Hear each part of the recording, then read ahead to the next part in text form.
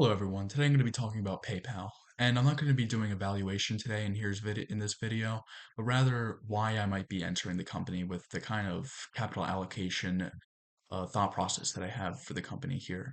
So you can only really do the strategy that I'm thinking here if you do believe the shares are undervalued, and I do believe that the shares are trading at a below intrinsic value.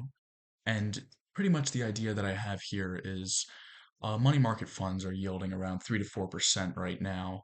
And I believe that if you invest X amount of capital in PayPal, you should be able to get a stronger than 3 to 4% yield on your money over a year or two time frame. And I believe that there's a lot of potential here with the company in the long term, but I'm not going to be really factoring that into the idea for why I'm going to be holding the company. We'll go over a little bit of that at the end of the video, either way. So, what what we're seeing here is that we have a 1% dividend yield, which already gets us quite a bit of the way to that yield that we want to be looking for what we would have in cash reserves otherwise.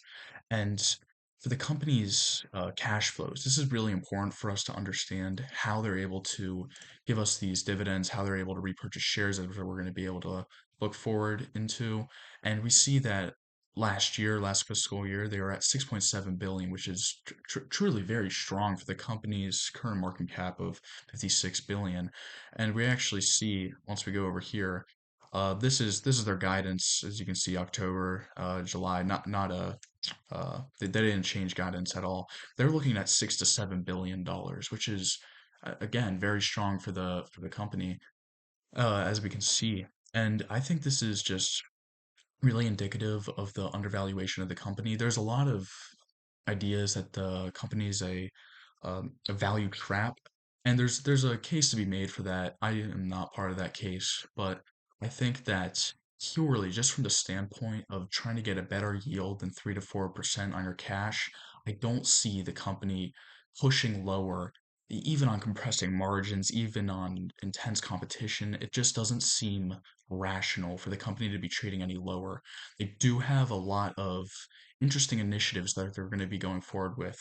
I have heard about a few of them that I don't put as much relative importance on, like PayPal World. Yeah, there's a lot of opportunity here. And the crypto and stablecoin, yeah, this is actually pretty interesting, and it's actually done quite well if we take a look here.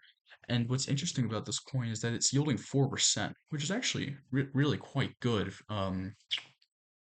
for a cash equivalent security. And the cap has done very well recently. A lot of inflows have been going into this coin. Over 6 months, I mean, 56% more inflows into the coin.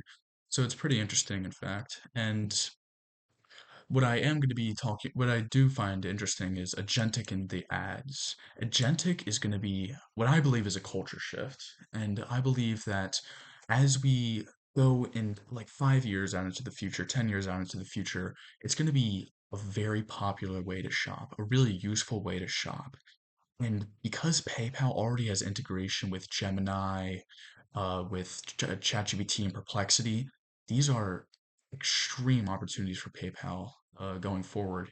In the ads business as well, this is high margin revenue because they have such good integration with small businesses. I think that this could be very useful going forward for the company. It does look like a very attractive opportunity with these two initiatives, as well as these other initiatives, which do have reasonable importance on the company. Last thing I want to talk about here is the share buyback yield. I do believe that there's a real case to be made here that this could be yielding more than cash just through dividends and just through buybacks. This is a really cool idea, a really interesting idea that I believe you might be able to make a case that you might be able to make for acquiring some shares of PayPal. Yeah, but that pretty much summarizes everything that I've been thinking about for the company today. And if you have any questions, would love to see them in the comments.